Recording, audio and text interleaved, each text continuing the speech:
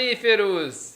Estamos de volta aí com mais um episódio do Mamíferos Podcast e hoje com muita satisfação, com muita felicidade que a gente conseguiu trazer aqui uma das maiores autoridades da bovinocultura leiteira do Brasil, professor Marcos Neves, que eu aproveito já para agradecer e manifestar aqui profunda satisfação de ter o senhor aqui com a gente para poder falar sobre um tema que é muito, vamos falar assim, aquecido entre os produtores, ainda mais com o espólio da crise que nós vivemos em 2023, né, com as quedas bruscas no preço do leite e muitos produtores às vezes, tomando decisões que não vão trazer o melhor resultado para a propriedade. E o maior custo de produção na fazenda de leite é o gasto com um alimento concentrado, que alguns aí chamam de ração. E a gente quis trazer essa proposta para vocês. Tema de hoje é como gastar menos com ração, se é que esse é o caminho, né? E para falar disso com vocês, nós trouxemos aqui então o professor. Eu gostaria que ele se apresentasse aí, quem é o Marcos Neves e se o Marcos Neves é uma pessoa diferente do Kiko, né? Que o pessoal, os chegados, os filhos mais velhos, adotados, chamam assim também. Então, bom dia, né? Boa tarde, boa noite para todo mundo. Agradecer ao Ronaldo aí pelo convite, pela introdução. Então, eu sou professor de bovinocultura de leite da Universidade Federal de Lavras há mais de quase 30 anos, né? Também sou produtor de leite em confinamento, com vaca minha, há uns 25 anos, mais ou menos. E também dou consultoria em fazenda de gado de leite, hoje bem menos, né? Mas, na verdade, eu era nutricionista mesmo antes de ser professor, né? Então, depois eu fui fazer doutorado nos Estados Unidos, morei 5 anos nos Estados Unidos, né? O PhD foi todo lá, depois voltei para Lavras. Eu já trabalhava na região de Lavras antes de ser professor da UFLA, né? Com fazenda de leite, né? Com nutrição, né? Eu acho que eu fui o primeiro nutricionista autônomo do Brasil, sem ter vínculo com empresa, nem de mineral, nem de ração, né? Trabalhando para a fazenda, né? E mais ou menos é isso aí. Sou pesquisador do CNPq, né? A fazenda nossa, ela não é uma fazenda só de produção de leite, ela é uma fazenda de pesquisa também. Por isso que eu consigo manter uma escala de produção menor, né? A gente não tem muita vaca, mas hoje a principal atividade é ensino, pesquisa e extensão pela universidade também, né? Recentemente a universidade fez um investimento grande para pesquisa. A gente está com um robô de ordenha, né? Que começou a funcionar há uns 60 dias, né? E foi montada uma estrutura de pesquisa de nutrição na UFLA que acho que vai gerar muita coisa para o futuro ainda. E eu já aproveito, antes de começar o primeiro episódio do Marcos Neves, já aproveito para convidar para o segundo, para o terceiro, para o quarto. Agora vai ter que passar a semana aqui. Professor, e assim também vou apresentar o resto do nosso time, né, compondo a mesa, para falar desse assunto com a gente aqui. É um tema extremamente relevante para o produtor de leite. Eu trouxe o pessoal do time titular aqui do Mamíferos, né? Nós estamos aqui com o bigode mais sexy do Brasil, Samuel. Dá um alô para a galera aí, Samuel. Como é que tá, pessoal?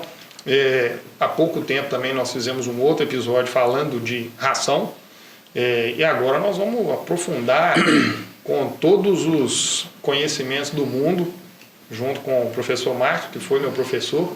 E meu também. Já tem uns dias bons que ele foi meu professor, e é um prazer aqui a gente dividir essa mesa com tanto conhecimento. E estamos aqui também com o galã do podcast, né? As minas pira a hora que vê ele aqui. Estamos aqui com o Leandro, e falando de custo, de concentrado, de análise de commodity e tal, né?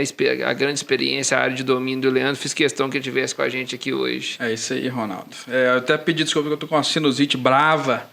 A voz está meio arranhada, mas espero colaborar. Foi convocado, né? Ah, não, eu tô doente. Falei, vence mesmo. Hoje é seu tempo. Aqui não tem atestado, né? Aqui não tem atestado, não. Vem com essa, não.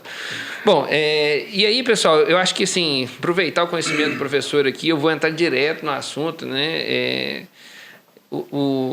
Professor, é o seguinte, a gente fez bastante aquecimento aqui, né? Antes da gente entrar no assunto e a gente fez algumas provocações e falamos de forma coloquial, às vezes, assim, uma forma bem fácil de os produtores entenderem. Mas esse negócio assim, de gastar menos com ração, isso é o caminho? Se ração existe, é outro nome? Como é que funciona esse negócio aí? Vai lá. Faz uma introdução pra gente aí. O caminho é gastar... O negócio tá feio, o cara tá apertado. Vai lá, corta a ração das vacas, o caminho é esse? Acabou de morrer, né? Vamos, só como falar assim, cava o buraco, pula dentro e pede pra alguém tampar de uma vez. Né? Mas vamos entender, assim, acho que é um conceito muito importante, igual você comentou, né? Com certeza o maior custo da atividade leiteira é concentrado, né? Essa palavra ração é meio perigosa, porque ração é tudo que um bicho come no dia, né? Uhum. É sinônimo de dieta, por exemplo. Sim. Né? Então, e mais no Brasil não, tem muita gente que chama concentrado de ração, né? Então, na verdade, uma vaca come concentrado e forragem, e isso gera ração. Uhum. Né? E o que a gente formula é a mistura dos dois, né? Então, por exemplo, se eu tenho forragem suficiente, quantidade, e também tenho forragem de qualidade, você vai conseguir formular uma dieta, né, ou uma ração com menos concentrado, que na maioria das vezes é interessante, né? Assim, tanto do ponto de vista financeiro quanto de saúde da vaca, de longevidade, sólidos do leite, de produção, que eu também preciso pensar nisso, né? Mas agora, assim, na maioria dos casos, né, por exemplo, que se a fazenda ela está com o inventário de forragem baixo, ela é extremamente ineficiente para produzir forragem, a dieta de forragem alta não vai ser a mais adequada. Mas na maioria das vezes, partindo do princípio que tem forragem disponível e a forragem boa, normalmente trabalhar com forragem alta vai ser mais interessante, né? O caso do cobiço aqui é um exemplo real disso, né? Foi subindo, conseguindo aumentar a inclusão de forragem, melhorar o resultado e saúde das vacas. Né? E é uma filosofia dessa fazenda específica, né? Isso é uma filosofia, né? Assim, eu quero trabalhar com uma dieta próximo da limitação física de consumo, né? Uhum. Aí você precisa de forragem muito boa. Uhum. Para a pessoa colocar isso como meta, que é o caso da cobiça, um exemplo muito bom, né? Fazenda muito eficiente em todos os aspectos, né? Conseguir alta produção por vaca com dieta de forragem alta. Né? Eu não estou abrindo informação sigilosa desde que eles vieram falar aqui, sabe? Mas é tipo assim, não adianta se perder. Que é um outro conceito que eu acho importante entender. O custo, quando a gente fala de custo, não é por vaca dia. Né? A minha vaca lá comendo 10 quilinhos de ração, por exemplo, ela não é necessariamente mais cara que a minha vaca comendo 5 quilos de ração. Né? Porque uma deu 35, 40 litros de leite, a outra deu 10 litros de leite. Né? Então, o custo é por litro. Uhum. Né? Então, essa vaca de baixo gasto de concentrado e baixa produção, por litro, ela não é barata. Né? Uhum. Se isso fosse verdadeiro, a vaca mais lucrativa da fazenda ia ser o lote de vaca de baixa produção. Uhum. Né? Ou uma fazenda ou ninguém buscaria aumentar a produtividade, leite por vaca. Né? Porque se você falar que a vaca de baixa produção que é a boa, né, que come pouca ração, né, então vamos quebrar o leite dela. Né? Eu brinco até assim, deixa ela parir, prende ela num curral, né, sem cama, no sol, né, assim, tira a ração dela inteira, tira a água também, né, que ela vai quebrar o leite, você vai ganhar muito dinheiro. Né? Quer dizer assim, então é um conceito completamente equivocado, o custo é por litro. Né? E na hora que se eu perder a produção, eu estou aumentando o custo de mão de obra por litro, de medicamento, todos os custos. Né? Então, assim, eu acho que uma coisa fácil de visualizar isso na fazenda é olhar os números do lote de maior produção e o número do lote de menor produção. Nunca vai ter um lote de baixa produção sendo mais lucrativo. A gente quer lucro, né? Em nutrição, a meta de quem está mexendo na comida é o que chama de retorno sobre o custo alimentar, né? Que é o RCMA, né, que a pessoa, RMCA, aí, que é a mesma coisa do Income Over Feed Cost no americano. Né? Tipo assim, a minha vaca, né, ela tem a renda bruta do leite, quanto que entrou na fazenda, menos a comida. Né? É o que sobrou para tirar o lucro e pagar as outras contas. Na hora que a gente está pensando em comida, você tá mexendo nesse número. Né? E tem que entender que tudo nesse número, nesse custo, exceto concentrado, é por vaca. Por exemplo, a minha vaca de 10 litros come o mesmo tanto de silagem de milho da minha vaca de 50 quilos. Né? Na hora que uma entrar na ordenha, vai contar uma ordenha na borracha lá para de 10 litros e vai contar uma ordenha na borracha de 50 litros. Não é que as duas têm que pagar uma novilha para o dia que ela morrer para substituir ela no rebanho. Né? O custo é igual. Né? É igual você pensar numa carreta que tem capacidade para 28 toneladas e ela carregar 10, né? Não tem, exatamente, não tem diluição de custo. Então, na hora que você perder leite, né? Então, por exemplo, se eu tivesse preço de leite altíssimo, não, aí você pode ser ineficiente. Aí você pode trabalhar com vaca de baixa produção, pode fazer o que você quiser. Agora, num momento de crise como esse, né? Você já não vai receber porque o preço está baixo. Ainda vai tirar menos? Né? Não tem mágica, vai tirar de onde? Né? Então, assim, acho que toda estratégia tem que ser pensada assim, ela pode ter um impacto econômico, mas ela não pode quebrar leite. Né? Assim, e é uma tomada de decisão contínua, não é só no momento de crise. Você está mexendo no maior metade do custo da atividade, mais ou menos. Né? Então, a nutrição, a alimentação não é uma coisa que pode ser levada de qualquer forma. Não só no momento de crise, mas... Agora, no momento de crise, eu penso assim, por exemplo, estou muito apertado, alguns cortes talvez possam ser feitos, mas eu pensaria, mas não em categoria animal que vai perder produção. Tipo, eu poderia penalizar um pouco o ganho de peso da recria, cortando ração na recria, ou trocando a recria para um concentrado mais barato, proteico, né? Porque ganho de peso não responde a perfil de aminoácidos. Né? Então, alguma coisa pode ser feita, mas não diria que assim, que vai ter, o impacto vai ser tão grande quanto as pessoas acham que vão ser. Né? E o básico, acho que ele tem que ser feito todo dia. Qualidade de forragem, compra adequada, o que comprar, que hora que vai comprar, como que vai guardar. Né? Formular a dieta para não dar excesso nem falta. Né? Quer dizer, então, formulação é importante. Ter forragem é melhor possível, porque, né, se minha forragem for boa, eu consigo tirar leite com baixa ração. Né? Então, eu tenho um conceito importante também. Eu nunca vi um leite barato com forragem mais barata. Né? A forragem mais barata é um capim. Né? Eu falo assim, qualquer um capim tropical é barato. Né? Muito mais barato 1 quilo de capim do que 1 quilo de silagem de milho. Só que o que vai pedir de ração na dieta de capim, essa vaca no capim não é barata, não. Né? Ela vai comer muito concentrado, ela vai perder produção se não comer muito concentrado. Né? Então é o barato que sai caro. Né? Isso não é à toa que todo mundo faz silagem de milho, mesmo sabendo que é um volumoso, uma forragem, né, difícil de ser produzida e tal. Né? Mas por quê? Porque tem amido e assim eu consigo reduzir no gasto de alimento de concentrado energético. Né? Tem um máximo de volumoso ideal na composição, na ração? Ou seja, qual que é o máximo? Você falou, por exemplo, da fazenda Cobiça. Você fala, ela fica lá no linear máximo. Ela trabalha perto de 1% do peso vivo de FDN de forragem. O limite é esse. Se eu tiver uma forragem de 40 de FDN, eu coloco um tanto. Se me der uma de 80, é metade. Por isso que o maior critério de avaliação de forragem é teor de FDN. Eu quero capim de fibra baixa. A fibra do capim, a longa, né? A fibra de concentrado não causa limitação, ela enche o trato digestivo, ela limita o consumo. Então, a cobiça mesmo, a dieta do lote 3 da cobiça tem 0 de milho no concentrado, amido. Né? Todo o amido está vindo da forragem. Né? Mas é uma opção da fazenda de trabalhar no limite. Agora, para trabalhar no limite, não pode ter erro. O maior erro é momento de colheita e processamento da silagem de milho. Né? Para as fazendas grandes do Brasil, o maior problema é o processamento da silagem de milho. Né? Se moer fino demais, não dá para trabalhar com dieta só de silagem de milho. Entendi. Aí eu tenho que manter tamanho de partícula longo sem ter grão visíveis, né? Com amido. Né? Aí exige máquina, exige ponto de colheita, exige híbrido. Né? Não pode errar. A cobiça não erra nisso. Ela consegue não errar mesmo sendo uma fazenda grande. Então esse aqui é o... Que é um desafio, sem dúvida, né? Demais. O milho é uma planta muito arriscada. A janela de colheita é curta. Aqui na região do sul de Minas, a gente ainda tem muita deficiência de máquina boa com processador de grãos. Né? Quer dizer, tem região 100 km da outra que tem máquina e outra já não tem. Né? Então o processamento da silagem é um problemaço. Né? E assim...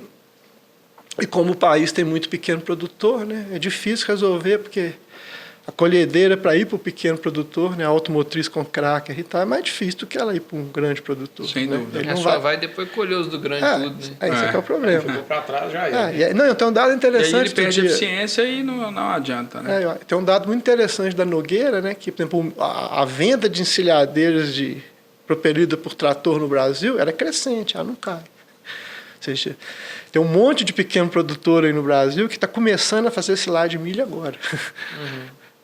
Assim, então, por exemplo... E comprando a própria forrageira, porque não tem quem faz para ele. E na escala dele, né, o cara teria que ter um prestador de serviço com várias máquinas próximo da fazenda, porque tem um custo de transporte, né? Você vai... E o cara da máquina também é um negócio dele, né? Ele não vai largar uma fazenda que dá vários dias de serviço para ele para uma fazenda que dá meio dia de serviço, um dia de serviço. A conta que eu tinha feito, você tinha que ter pelo menos 20 hectares para valer a pena trazer a máquina nem vem, eu passo por isso a minha vida inteira. A máquina, na verdade, quando ela chega atrasada, ou não é uma máquina tão boa, aqui na região, né? Tem região que já está resolvido. Né? Você tem um prestador de serviço lá com várias máquinas, todo mundo pertinho, né?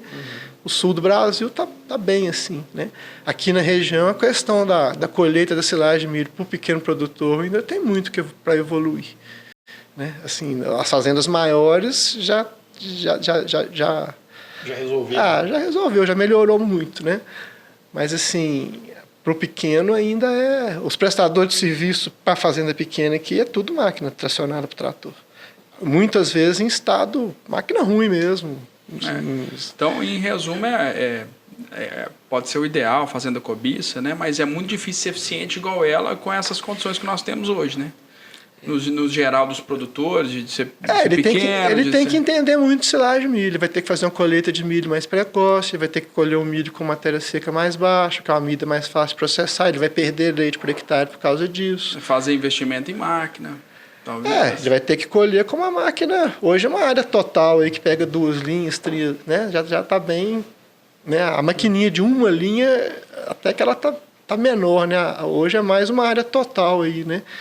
Já tem área total aí com crack aparecendo no mercado, né? Mas são máquinas caras que exigem um trator potente, que às vezes o pequeno produtor não tem trator potente, né?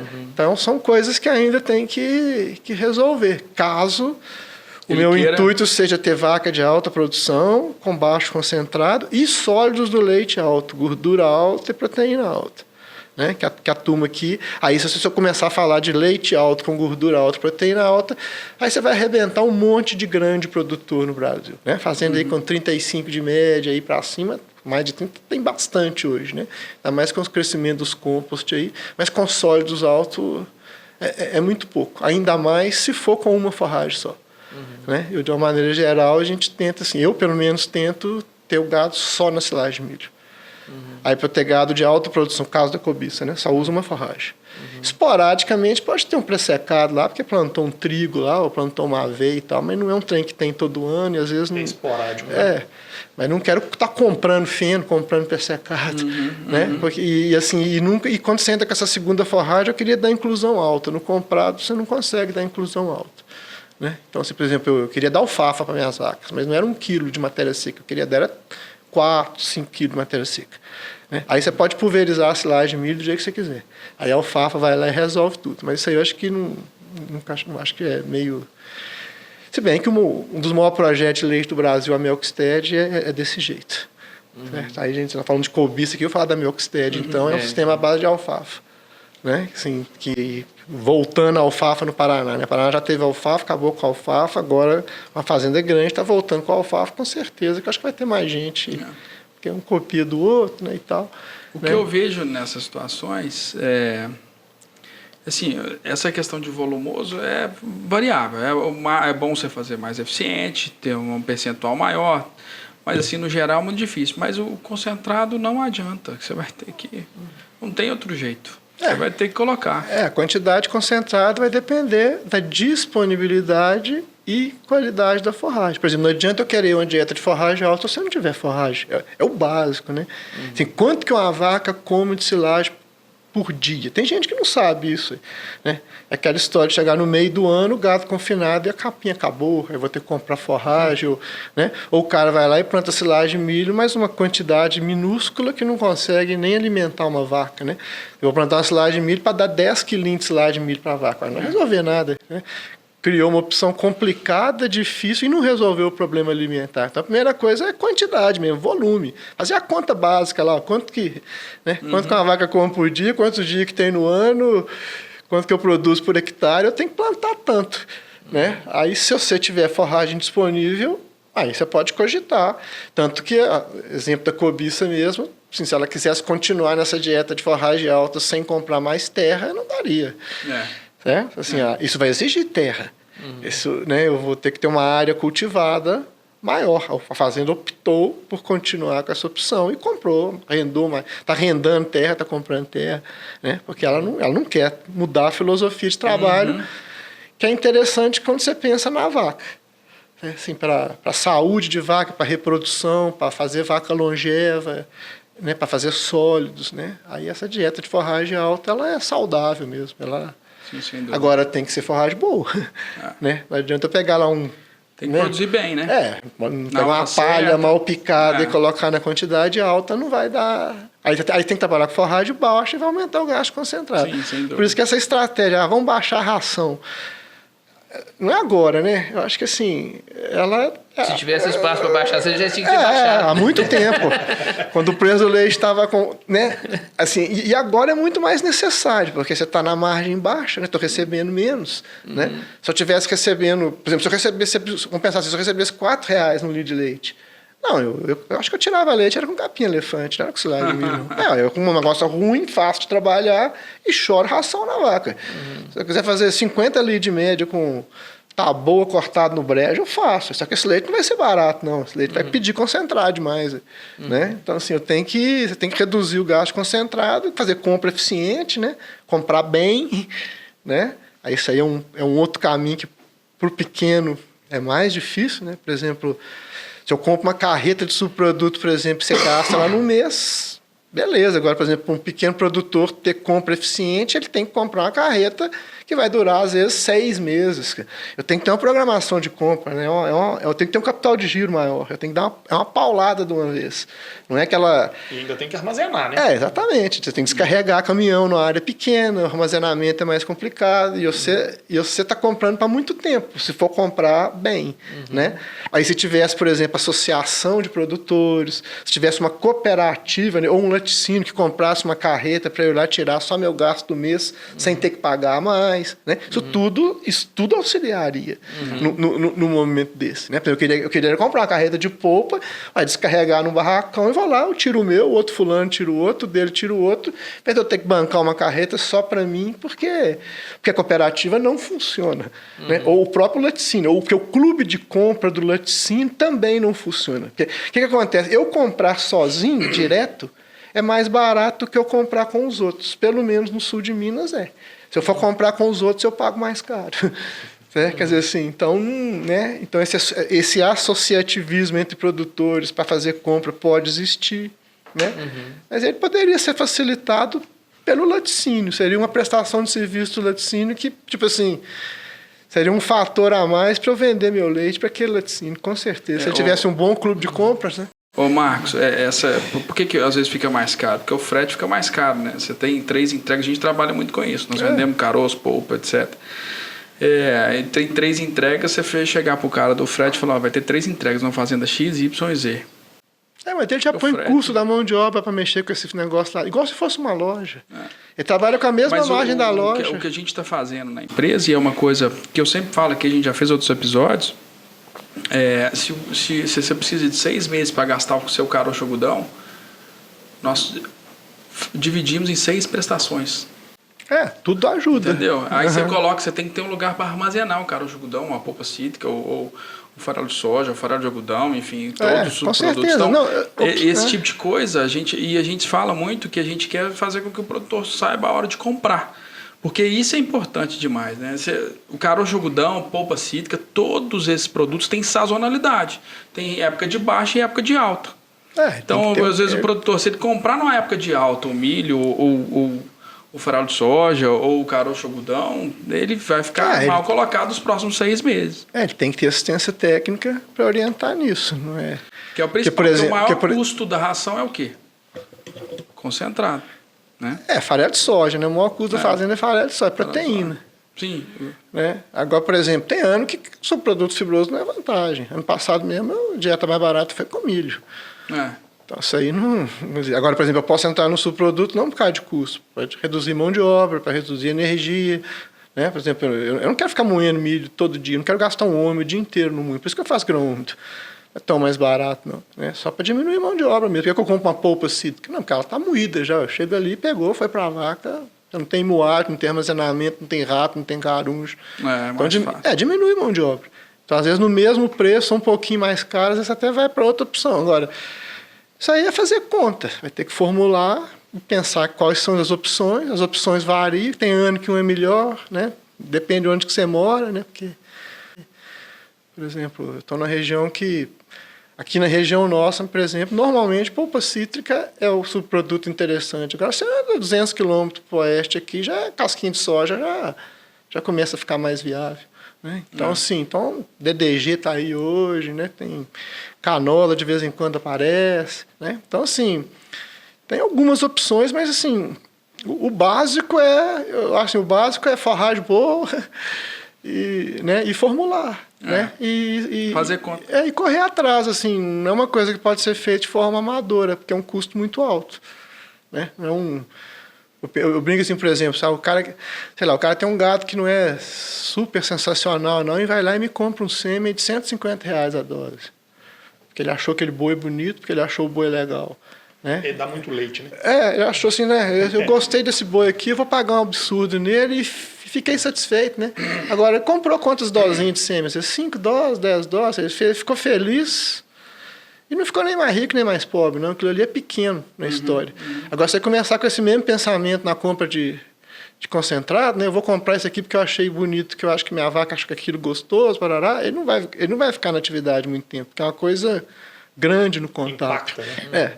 Então você não pode, né? Você pode brincar com o que é pequenininho, mas não brinca com o que é grande. Que movimenta muito.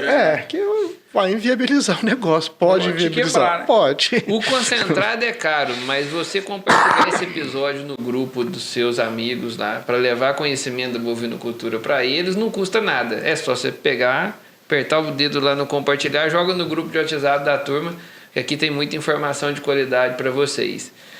Se você ainda não segue o Mamíferos lá no Instagram e nas redes sociais, para tudo aí, dá um pause, corre lá para você seguir a gente, também a Companhia do Leite e a JPA Agro em nossas redes sociais. Nós estamos esperando vocês lá. Lá também tem mais conteúdo de informação aí de qualidade para vocês. Fechei o parênteses aqui, vamos voltar no assunto. Pessoal, eu vou dar uma revisada na pauta nossa aqui. Nós abrimos a nossa conversa falando sobre essa questão do problema da gente cortar o concentrado da vaca no momento de crise.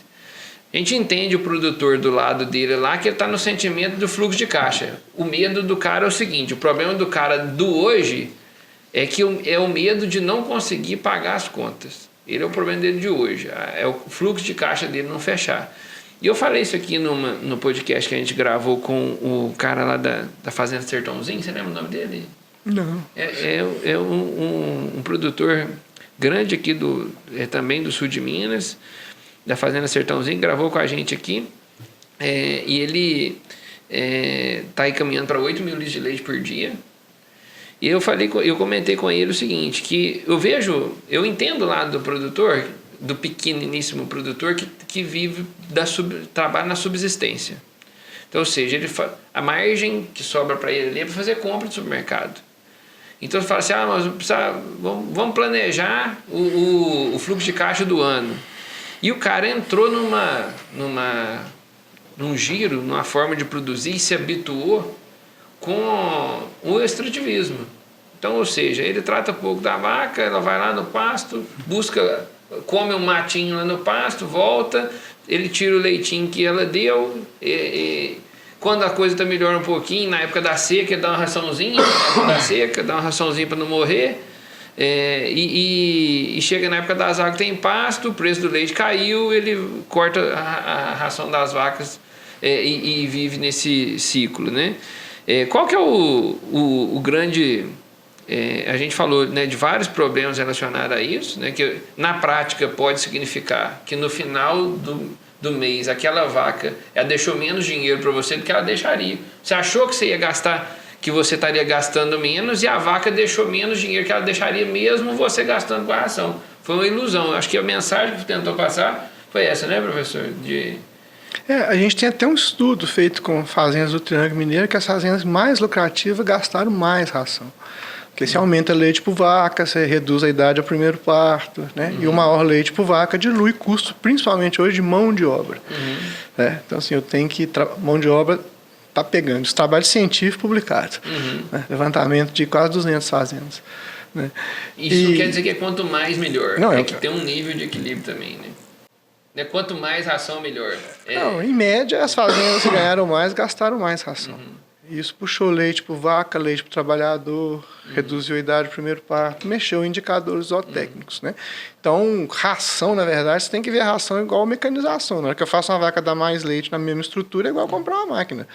Né? E isso dilui mão de obra. Sim. Né? Quer dizer, agora essa estratégia de tirar a ração quando o preço do leite cai, isso é muito interessante, isso é antigo e histórico no Brasil. Né? Tipo assim, isso foi uma estratégia do pequeno produtor, que é produtor de menos de 50 litros de leite por dia, né? Que dizem, que ninguém não sabe o número dele direito aí não, mas tá aí, dizem que ele está aí entre 70% a 80% dos produtores de leite do Brasil até hoje, né? Mas apesar de que a estatística... Né? Então ele sempre jogou, né, assim, uma estratégia do ponto de vista financeiro inteligente. Né? Porque, por exemplo, se você melhorar a qualidade de forragem adubando um pasto, por exemplo, na hora que o preço do leite cair, você não arranca o adubo de volta, está enterrado. Tá? Então, para adotar uma estratégia dessa, eu tenho que ter previsão de longo prazo que o meu negócio vai ser bom. Né? E no Brasil nunca teve isso. O Brasil importou leite, o Brasil, né, sempre penalizou o produtor para manter a inflação baixa, né? Para manter a barriga das pessoas cheinha. Estou comendo, o governo é bom. Né? Então, assim, essa gangorra do preço sempre existiu. Né? E o nosso pequeno produtor, quando ele para de comprar ração, ele lida com o maior custo de atividade de um dia para o outro. Né? Hoje estou dando ração, meu custo é tal, parei de comprar hoje, meu custo caiu amanhã. Né? Então, é uma estratégia assim, ela é de baixo risco. Então, em vez de investir em qualidade de forragem, historicamente, o pequeno produtor usa concentrado. Né? O cara da vaquinha lá de 3 litros por dia, né? 1.000 e poucos litros de leite na lactação, aí 1.500, ele dá ração na seca. Né? Aliás, isso caracteriza o leite do Brasil, uma vaca de baixa produção comendo concentrado. Isso que é o leite do Brasil. Não é uma vaca de baixa produção exclusivamente a pasto, não é igual a Nova Zelândia. Não. Né? Então, aqui ela é extremamente ineficiente, ela é não competitiva, ela usa concentrado. Né? Agora, o produtor adaptou, né? Então, chega no final do ano, antigamente era no final do ano, né? Hoje a gente nunca sabe o que vai acontecer, que o preço do leite vai cair mais, mas antigamente o preço do leite caía na época da chuva, né? Quando tinha excesso de produção, quando saiu o parto do sudeste, do centro-oeste, que, né, o sul do Brasil não era tão importante assim, hoje o sul do Brasil jorra leite, né, no período seco do sudeste no mercado, né? Antigamente não era tanto. Então, quando dava o excesso de produção do Brasil, o preço do leite caía, os grãos estavam caros no final do ano, você vai lá e tira a ração da vaca. Né? Não é que o preço do leite ficar bom de novo na seca, você compra a ração de novo. Né? Agora, para você fazer isso, você tem que ter uma vaca de baixíssima produção para aguentar esse desaforo. Se ela for uma vaca boa, acabou a reprodução, acabou a condição corporal, acabou tudo na fazenda. Né? E esse cara não volta mais. E é difícil recuperar ele. Esse é o drama, isso que eu queria chegar. Isso não é igual um pintinho de corte, que o frango tá bom, você compra pintinho, o frango que está ruim, você para de comprar pintinho. Né? Então, assim, eu acho que esse produtor, na hora que ele toma uma estratégia dessa de tirar concentrado e vai acabar com o leite mesmo, ou ele vai tirar pouco leite o ano inteiro, ou ele está no caminho de sair da atividade. Né? Eu quero acabar com a atividade. Né? Porque é aí que é a jogada do laticínio, porque, né, não tem jeito de armazenar o produto. Né? Então, assim, o laticínio sabe que você vai entregar, no preço que for. Né? Ou senão, você acaba com suas vacas. Né? Esse negócio de tirar a ração, moer as vacas como solução paliativa, acho que a longo prazo ela não tem futuro, né? Você vai perder eficiência reprodutiva, você vai aumentar a descarga de vaca, você vai aumentar o tamanho da recria, porque vai secar a vaca antes da hora, né? Quer dizer, isso vai ser um desastre zootécnico, assim, né? Em rebanho especializado é um desastre. Não, isso não existe, né? Assim, não diria nem especializado. Um rebanho de girolando com 20 litros de média, não tem jeito de não tem isso, não. Entendeu? Se fizer a tragédia de um tamanho que o cara sai da atividade no outro ano, mas a gente vai mais 12 meses. É tipo assim, eu acho assim, se você quer baratear a comida, tudo bem, quebra a cabeça. Agora, proibido perder leite, só isso. Se você conseguir mexer nas suas comidas e manter suas vacas... Aí você está reduzindo o custo de fato, né? Isso. Teve... Né? Vocês lembraram aí, Sebastião Teixeira Gomes, né? Aquele primeiro levantamento que ele fez de pecuária leiteira no Brasil, que foi uma tragédia o número, depois repetiu, acho que 20 ou 30 anos depois. Esse dado do manejo alimentar é do primeiro levantamento do Sebrae. Sim. Né? Depois fizeram um segundo baseado nos dados do campo, mas que o outro é 98, o melhor é 98, que fala a cara do pequeno produtor mesmo. Inclusive, essa descrição desse manejo alimentar é muito interessante. Ele é que explica por que o pequeno produtor não sai da atividade.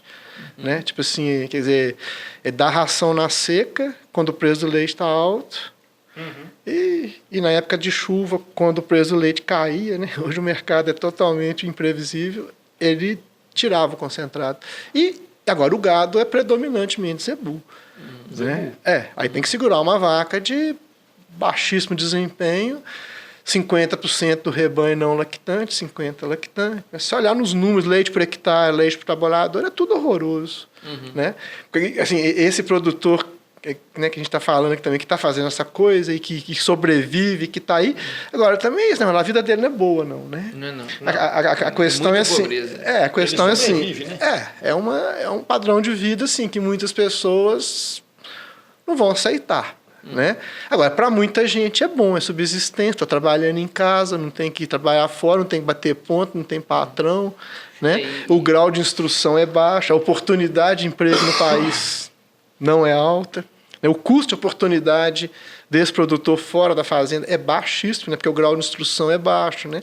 Então, e com todo respeito, né? Então, na nossa audiência aqui, com todo respeito, e ele sabe, nós não estamos falando isso de forma ofensiva, ele sabe a dificuldade que ele está passando na aula. É difícil, assim, muito o serviço é pesado. Eu tive a oportunidade de visitar assentamento em São Paulo, visitar assentamento no Mato Grosso do Sul, visitar assentamento no Mato Grosso, visitar assentamento em Goiás. A mortalidade animal por fome é muito grande e a vida das pessoas nos assentamentos, em muitos, tem muita gente boa, tem associações que adotaram determinadas estratégias, etc. E tal, que às vezes no leite, às vezes não no leite. Tem muita coisa boa também acontecendo, mas via de regra, a média, se pegar essa figura média hoje, das pessoas, dos pequeniníssimos produtores, né? Em Rondônia, tive a oportunidade de visitar. A gente tem um cliente grande em Rondônia que tem 15 mil fornecedores de leite, que a média é 68 litros de leite por fornecedor. Entendeu? Então, ou seja, esse não é estatística furada, não. Essa aí está no sistema nosso aqui. E é um contrassenso. A gente está no mercado aí que preocupa com bem-estar animal, com práticas ambientais. E a vaca está morrendo de fome. Quer dizer, nessa fazenda aí o problema ainda é fome. Certo? E não é só na vaca de leite, não. Né? Eu falo assim, isso é coisa do Brasilzão. Né? A gente vê um menino cuspindo fogo num sinal de trânsito e acha aquilo normal. Né? Você vê um cachorro magrelo na rua e acha aquilo normal. Tem um cavalo magrelo passando fome, você acha normal. Então, vaca morrer de fome, a turma está achando que é normal.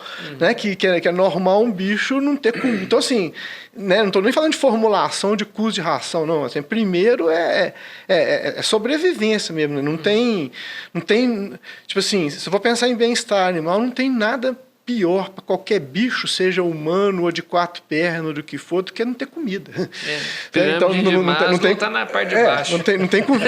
Não tem conversa nenhuma, acaba com o resto. Né? Isso ainda não foi totalmente solucionado em algumas regiões do Brasil. Agora, se a gente for pensar assim, de onde que vem o leite do Brasil, né, das fazendas, né, que estão fazendo um trabalho melhor, mais tecnificado e tal, eu acho que já não tem isso já não é uma questão não mais. É a realidade mais. É uma realidade. Certo? Aí nós estamos preocupados com isso aí, qualidade o leite do Brasil, ele não tem esse, ele não pode botar isso na conta do leite do Brasil, mas isso é um grave problema social. Isso demais. Se você pensar em número de fazendas, porcentagem de fazendas é a maioria. Sim. Né? Mas quanto que essas 80% das fazendas aí, eu acho que fazem 15% do leite. Né? Deixa eu te contar uma história rápida aqui. Eu fui a gente foi fazer um trabalho com um laticínio no Pará, e até para poder engatilhar esse trabalho, né, onde o laticínio entraria com as vacas para ajudar os produtores a crescer, e a gente monta um projeto. O laticínio dá a vaca para o produtor, o laticínio precisa do volume, ele não tem o volume naquela posição, então assim, no Pará não tem leite spot para comprar, em Rondônia não tem leite spot para comprar, em Tocantins não tem. Então, o laticínio, se ele tem a planta ali e não tem a matéria-prima, ele vai ter que estender a mão e fazer junto com o produtor. Então a tese era, vamos colocar a vaca para os produtores e a margem daquelas vacas vai pagar o processo de estruturação da fazenda. A gente fornece o crédito e o laticínio paga a vaca e a vaca paga a estruturação da propriedade para os produtores. E aí, conversando com uma senhora, ela levanta a mão, nossa, gostei muito do projeto, quero entrar, mas a minha fazenda é pequenininha, será que dá para tirar leite lá? Dá para poder botar esse projeto lá? Eu falei, quanto é o tamanho da fazenda, senhora? 60 hectares, planinho na beira do rio. E ela achando que assim, não, lá não dá para tirar leite, não. Tirando 30 litros de leite por dia e passando dificuldade. Agora você imagina, né? Agora você imagina o potencial de um lugar desse, entende? Não, esse aqui é o problema da pecuária leiteira. Se você olhar todos os indicadores de produtividade, leite por trabalhador, leite por área, leite por vaca, do Brasil, é tudo muito...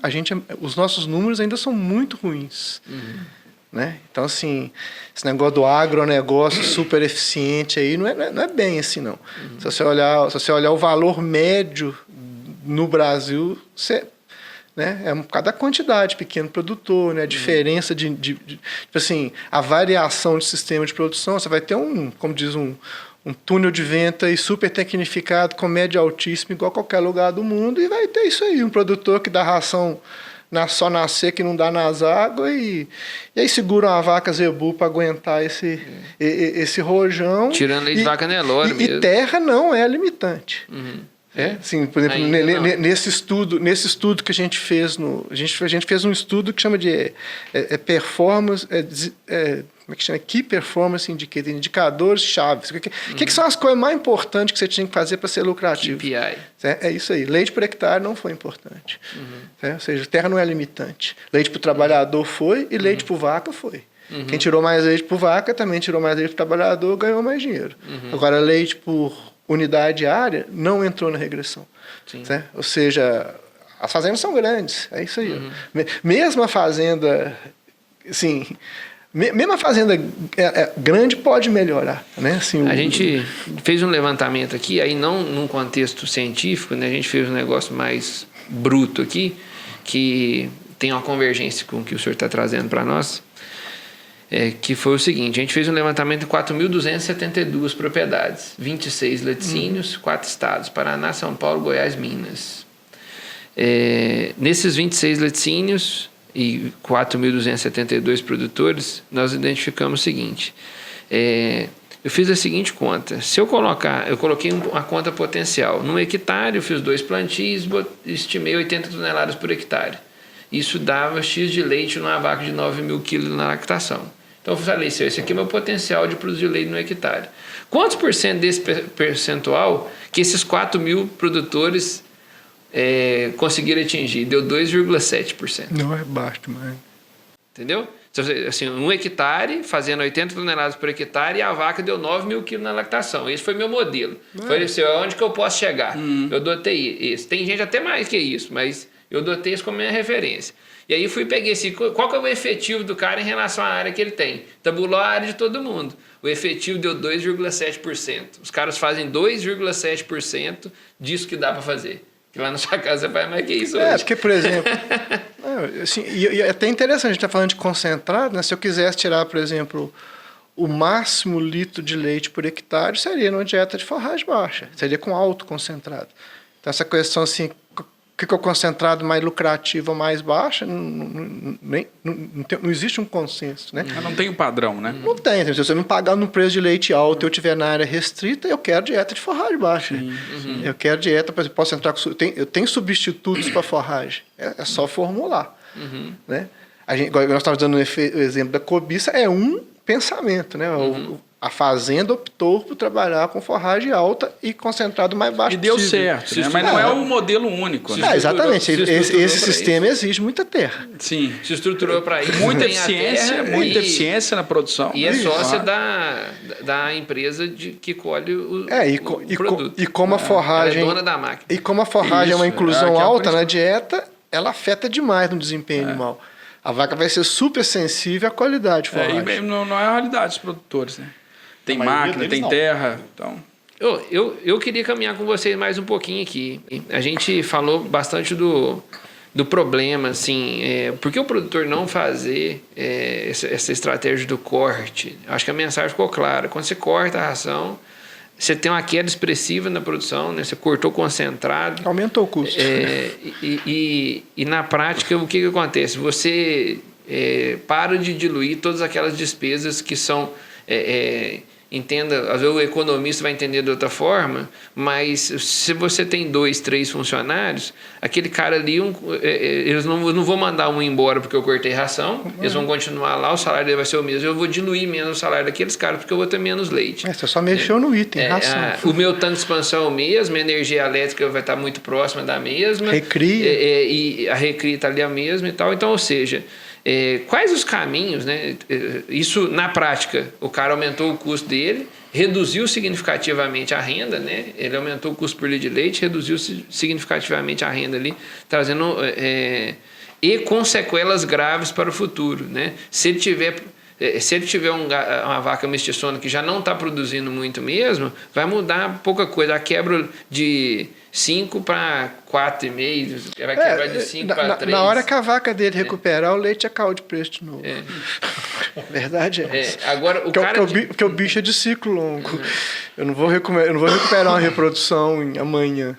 Não vou recuperar uma vaca que secou antes da hora amanhã. É tudo longo prazo, vai te arrebentar lá na frente. A vaca média, ela já não suporta isso, né? A vaca média, não precisa ser não, a de alta produção morre. Ela vai dar cetose, ela vai dar fígado gorduroso, ela vai morrer. Aí para o cara fazer isso, ele tem que ter vaca ruim. Na verdade, se ele tem como estratégia nutricional fazer isso todo ano, igual o nosso pequeno produtor dos levantamentos faz, ele tem que ter vaca zebu, ele está certinho. Né? Sem ninguém ter ensinado para ele tem que ter uma vaca ruim mesmo, a demanda dela é baixa, ela vai aguentar um negócio desse. Ele melhorar e o pequeno produtor, ele sabe disso. Se eu der um boi holandês para ele não quer, não. Se eu der um boi Jersey para ele não quer, não. Ele quer boi mestiço, quer boi que não, né, que sem ninguém ter dado aula para ele sabe que se ele aleitar a vaca, ele perde reprodução, ele perde até sobrevivência. Né? E eu acho que é uma análise básica de causa e consequência. Né? Toda vez que ele tentou, deu errado. Né? Então, assim, já sabe aquela história, como o volume de leite é baixo, a terra não é limitante, a mão de obra é lá de casa mesmo, né? Vai levando, achando que isso é bom, né? Mas nem de longe, esse aí a gente pode assegurar que nem de longe é um modelo que vai trazer o melhor resultado para ele mudar a qualidade de vida eu acho um conceito básico, assim, é entender que o custo é por litro de leite, o custo não é por vaca.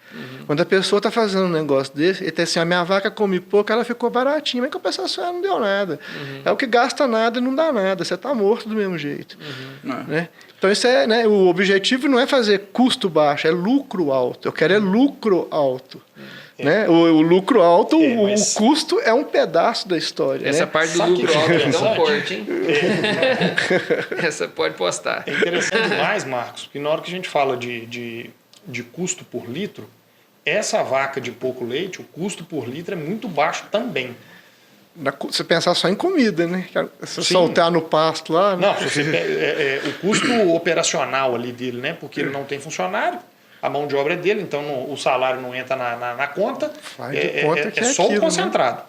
O custo dela, a princípio, mas tem o valor da fazenda, do capital investido. Você tem faz de conta que é grátis, né? Não, e é interessante que a maioria herdou, né?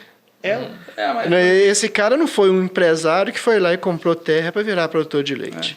Ele ganhou isso do pai, ganhou isso do vovô, né? E não dá valor pelo que ele ganhou. Eu não sei se o filho dele continua. Eu não sei se o negócio é sustentável quando mais uma família chegar para ficar na fazenda sem o negócio crescer. 67% dos entrevistados nesse mesmo levantamento declararam não ter sucessor. O filho já foi mexer com outra coisa. Entendeu? Por exemplo, o produtor maior que tem mais renda, a longo prazo ele é mais sustentável, ele pode trazer uma outra família para o negócio, pode agregar o filho no negócio, né? Com a esposa do filho, com os filhos do filho. Né? Então, assim, não tem sucessão por quê? Porque ele mesmo falou pro filho dele, né? Não mexe com isso não, né? Não é futuro, não. Muitas vezes foi isso mesmo. Sem sucessão, quem for bom e tiver sucessão tem que crescer. Mas acontece nos Estados Unidos também. Não, em todo né? mundo. Tipo assim, um pequeno produtor, assim, um cara de 60, 80 vacas nos Estados Unidos, não pode ter funcionário. Né? Assim, o filho nunca viu o pai parar de trabalhar um dia, nunca teve umas férias, nunca parou um final de semana, né? E tem muitas oportunidades de emprego, por que ele vai ficar na fazenda? Né?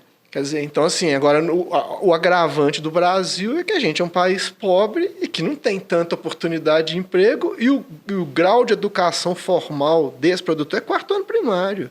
É 4 anos de escola formal. Né? Quer dizer, assim, se ele sair da fazenda, quanto que é o tal do custo de oportunidade? Quanto que ele vai ganhar fora da fazenda? Melhor ficar na fazenda mesmo. E lá ele, né, como diz, trabalho em casa, trabalho com a minha família, trabalho com a minha esposa, com meus filhos, estou na minha terra. É bom, né? Então, tem patrimônio, né? É a função social do leite. Né? Leite no Brasil não é só produção de comida. A importância social é enorme. É muito emprego, é muita gente que vive... No mundo, 1 bilhão de fazendas que vivem de gado de leite. Né? Deve ser a maior fonte de emprego do mundo. Aí ninguém fala isso. E a fazenda média tem menos que 3 vacas, é 2,7, né? Pelos dados do IFCN lá dos alemães. Né? Você pega Paquistão, Índia, um cara com uma vaca na Índia, ele é fazendeiro, ele vive da vaca. Ele vive do leite de uma vaca. Né? Então, assim, o negócio leite no mundo é um negócio de pequeno produtor. Né? E agora, se você for para os Estados Unidos e tal, né, isso não é realidade mais. Né? A importância da agricultura como emprego... acho que é 2% da população americana que mora na zona rural. 98% dos americanos moram na zona urbana. Se você acabar com o desemprego todo no campo... não afeta nada no país, não. Se a comida é boa, é barata, ela chega na minha mesa com qualidade, eu não quero nem saber de onde que ela veio. Assim, se aquele porco ali, ou aquele leite, ou aquele que veio de 10 fazendas, ou de 1000 fazendas, ou de uma fazenda, se o custo é bom, a qualidade é boa e eu estou me alimentando bem, lá no primeiro mundo é isso que importa. Né? Agora, para nós, não. Se você chegar... exemplo maior é a leite de qualidade. Leite. Se você botar a leite de qualidade para vigorar no pé da letra, você causa um desemprego no país, assim, que... você causa um problema social, por isso que ninguém, né, não assina, não executa aquilo, porque não é só simplesmente... Não é só qualidade de leite, né? Quantas pessoas que vão ser capazes de atender aquela qualidade e que não vão ser excluídas da atividade por causa disso. E a gente aí vamos levando isso aí há quantos anos? Na Instrução Normativa 51, como é que é? Hoje nós estamos na 62, 7,5. Nossa, quer dizer, e vamos levar muito tempo nisso, exatamente por causa disso aí, que é muita gente, o nível tecnológico é baixo, né? Tem essa função de emprego. E a diferença, né, entre os Brasis, né? Se você pegar... existe um Brasil dos 3 estados do Sul, você tem o São Paulo, você tem uma transição no Sudeste e no Centro-Oeste, e quando você corta de Ipatinga para cima, é outro planeta. Assim, em Ipatinga para cima, se você falar de fazer 2 ordenhas, eu brigo com você. Você acha que você é um extraterrestre. Entendeu? É a faixa de Gaza do Brasil. Eu tô com 2 projetos mexendo na Bahia. 2 projetos de 600 vacas. Quer dizer, tem também crescimento em vários locais. Sergipe, né? Sergipe, um monte de fazenda top, Um monte de fazenda top, região Nossa Senhora da Glória ali. Eu penso assim, a estatística brasileira ainda é... Você tem que olhar ela com muito cuidado, ainda mais pela falta de qualidade nos dados, né? Por exemplo, a gente não sabe nem qual o número de produtores de leite do Brasil. Né? Vai de 400 mil a 1 milhão e 200, o número que os outros saem falando aí. Qualquer coisa que você falar está valendo. Né? Se você me falar que o leite do Brasil é qualquer coisa em torno de 30 bilhões, para mim está valendo. Né? Quer dizer, assim, você ter aí os últimos anos de platô aí é numa estatística totalmente que ninguém sabe como é que o cara calcula o consumo de leite informal no Brasil, que não pagou imposto. Né? Quanto que cada brasileiro tomou de leite por ano. Né? É tudo ruim. A gente não tem estatística nenhuma. Né? Então, assim... E é muita gente, né? Assim, escala de produção pequena. Né? Então, e eu acho assim... E o maior problema zootécnico ainda é a nutrição. Né? Nosso intervalo entre partos pelo IBGE ainda é 19 meses. Né? Assim, a vaca está comendo ração e não tem reprodução. Ela passa fome mesmo. Ela é uma vaca zebu ruim, passando fome e comendo concentrado na seca. Né? Nessa fazenda pequena. Né? Agora, eu acho assim, o leite nosso está evoluindo... A gente está com... A demanda por nutricionista de gado e leite é gigante. Qualquer menino que forma na universidade sabendo formular a dieta, falta serviço para ele, não. O que mais se pede em fazenda é gente para formular a dieta para gado e leite. Para tomar exatamente decisão em cima do maior custo da atividade. Eu não posso sair comprando ração de qualquer jeito, comprar qualquer coisa, qualquer época, dar de qualquer maneira, porque é caro. Simples desse jeito. Né? Eu tenho que usar o insumo de forma racional, porque ele é caro. Né? Usar bem e ele se paga. Se ele for bem usado, ele se paga. Agora, se usar mal usado, ele vai impactar tanto no contábil que ele pode até inviabilizar a fazenda. Né? Se você entrar numa compração de ração totalmente sem planejamento, usando aquilo de qualquer maneira, só se o leite fosse um preço absurdo para pagar. Se o preço do leite fosse alto, aí você podia errar.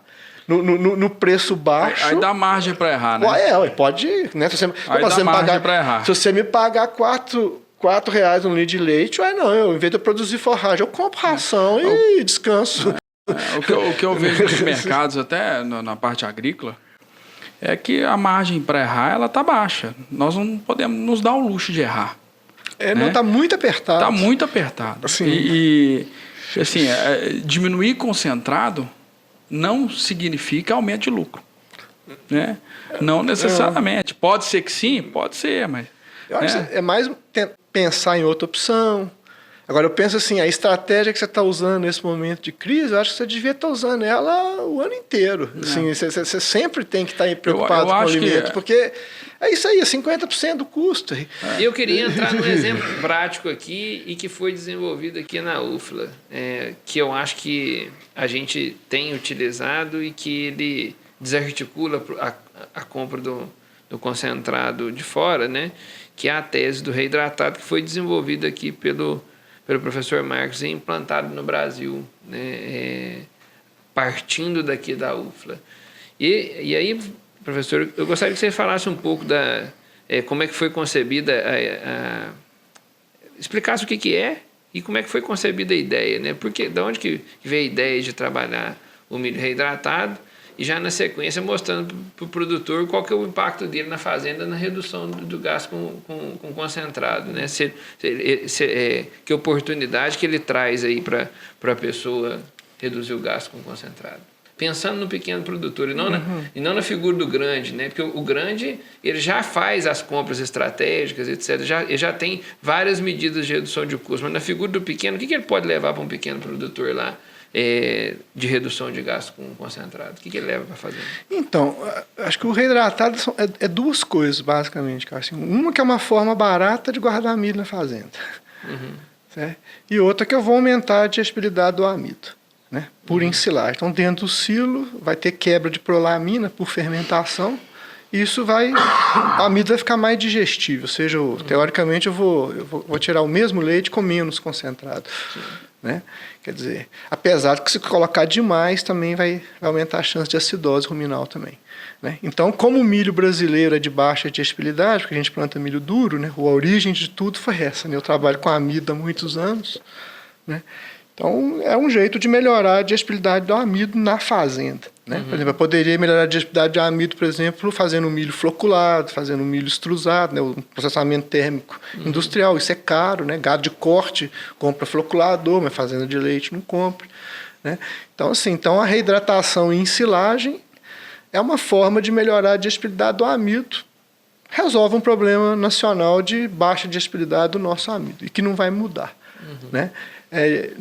Nesse caminho aí, uma silagem de grão úmido também teria as mesmas vantagens. O importante é comparar reidratado com grão úmido, né? Então, grão úmido eu tenho um momento de colher, tem janela, tem que colher naquele dia, e exige máquina grande. Você não colhe milho com 35-40 de umidade com foguetinho, você tem que ter uma máquina colhedora grande. Enquanto que o reidratado, não, ele é programável, não tem janela, eu posso comprar milho, pode fazer sorgo também, né? Que o grão úmido de sorgo já é mais complicado, porque o grão é pequenininho, apesar de que é possível também, mas é bem não usual. Quando trabalha com sorgo, reidratação em silagem é mais comum, né? Então, esse armazenamento do milho na fazenda, para muita gente, ele propiciou ficar com o milho. É muito pequeno, produtor pequenininho mesmo, tem que colher e vender, porque ele às vezes não consegue nem armazenar, né? Então, isso propiciou, diminui viagem do milho, diminui processamento, que em vez de ficar moendo fubá todo dia, você moe concentrado. Isso é, para mim, uma das maiores vantagens. Tipo assim, eu vou moer milho, sei lá, eu ensilo, por exemplo, a cada 3-4 meses, né? 3-4 vezes por ano a gente compra milho para fazer grão úmido, né? Assim, então, moe concentrado, né? Que negócio tá todo dia moendo fubá, porque no reidratado você usa a peneira mais grossa, então o gasto de energia é muito menor. A taxa de moagem tonelada por hora é muito mais alta do que no milho fubá, né? No milho fubá você moe com a peneira de 1 milímetro, no grão úmido é 5, 7, né? Então a tonelagem por hora é muito maior, assim, é 5, 6 vezes mais do que numa peneira de 1 milímetro. Então isso diminui mão de obra, facilita o trabalho, né? Acaba com essa viagem de milho para silo e pagar armazenamento de silo, ou a própria venda, o cara tinha que vender porque não tinha onde guardar, né? Então, a possibilidade de comprar, aquele cara que não produz, ele compra na safra. Isso, eu posso, ou produz na fazenda e não tem que colher naquela hora correndo, né? Agora, uma coisa que eu acho importante do reidratado no pequeno produtor especificamente é que ele obriga o cara a ter um nutricionista na fazenda. Porque você não vai tirar a ração comprada, por exemplo, e trocar 100% para o milho fubá, que claro que não vai dar leite. O milho não tem proteína, né? Então, na hora que você entra com grão úmido, entra alguém fazendo alguma conta. Porque eu vou ter que comprar um farelo de soja, que não é barato, e ninguém vai dar farelo de soja, como diz, canecado à vontade, porque ele não vai conseguir pagar, né? Então, a primeira decisão vai ser essa. Eu vou ter que colocar um tanto de grão úmido e um tanto de proteico. Quase que está entrando junto, né? O técnico que está levando a tecnologia. Tem que ser, né? Então, assim, eu vou ter que definir quantos quilos de... Eles estão indo juntos, eles estão chegando juntos. Quantos quilos de farelo de soja que eu vou ter que colocar por vaca? Entrou alguém fazendo a conta. Na hora que entra o grão úmido, aumenta alguém fazendo a conta. Hoje, talvez o maior fazedor dessa conta hoje é o pessoal das empresas de minerais. Né? Assim, um bom vendedor de minerais hoje tem que formular a dieta, pelo menos, né? Quer dizer, para ele dar esse suporte. Quer dizer, eu te compro o mineral, você vem cá e faz a comida para mim. Né? Assim, não precisa ter só do mês, você vai, né? Então, assim, isso cria um vínculo de nutricionista, assim, inevitável, porque, né, alguma conta teve que ter, porque você não vai tirar... Né, o cara, estou comprando uma ração aí, sei lá, com 20% de proteína, 24%, sei lá quanto, e vou trocar por milho com 10% de proteína. Claro que a vaca vai quebrar leite. Né, o milho não é um alimento completo, é só um ingrediente, que é um ingrediente grande na história. Né, mas ele não funciona sozinho. Né? Então ele introduz. Aí na hora que começa a entrar com essa conta, sem a pessoa notar, ele já está preocupado com qualidade de forragem, ele já está preocupado com relação forragem-concentrado, quanto de concentrado que minha vaca está comendo. Né? Assim, aí induz uma fazeção de conta ali que o cara não fazia antes. Né? Quer dizer, antes era canecada de ração comprada né? E até interessante, por exemplo, o pequeno produtor no Brasil, ele não gosta de ração levinha. Né? assim, desculpa, ração pesada, né, com muito milho, com muita soja, porque muita gente mede ração, nem pesa a ração. E a ração pesada, como diz, gasta mais depressa, né? Aquela mais pesada vai dar menos canecada do que uma ração carregada de subproduto fibroso que fica conceito antigo, né? Ração tem que ser amarelinha, tem que ser levinha, não pode ter ureia, barará. Isso é coisa que qualquer fábrica de ração que vai desenvolver produto que estão chamando de combate, tem que ter uma ração por cara tecnificado, que muda pouca forma. Agora você tem que ter uma outra barata que briga preço. Para essa turma que só compra ração na seca, que para de comprar ração nas águas. E essa ração, ela tem esses conceitos antigão aí. Não pode, por exemplo, polpa cítrica não entra, porque a ração fica escura. Né? Quer dizer, tem um conceito que ração escura é ruim, provavelmente, porque antigamente o escuro era trocar farelo de soja por farelo de algodão, e quebrava leite mesmo.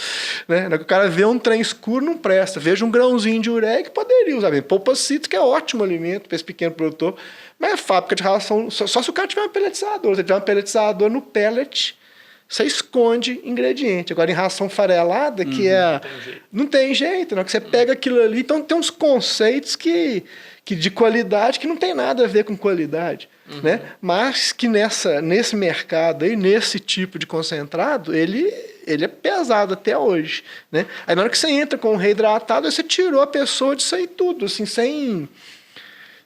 sem querer, né? Não estou só trocando dois alimentos. Na hora que você botar esse outro aqui, vamos começar de dieta aqui agora. Quanto que eu vou comprar de farelo de soja? Quem consome a ração é o dono da fazenda, não é a vaca, não. Aí o dono da fazenda olha aquela cor, igual você comprar um carro, uma blusa. Eu gostei dessa cor aqui. Não, essa aqui não tá boa, não. Mas não liga, a vaca não tá nem aí pra cor, nem aí pra nada. Ela quer saber dos níveis nutricionais, é nutriente. Mas assim, mas é uma coisa que funciona tanto pro grande produtor quanto pro pequeno. Né? Faz grão úmido no latão, soca no pé, né? Então, assim, não é uma tecnologia grande que exige maquinário super pesado, né? Então, acho que o reidratado entrou tanto em fazenda grande, e a fazenda grande tem a opção maior do grão úmido, né? De colher o milho com 35, 40 de umidade, moer grosseiro e já ensilar direto, né?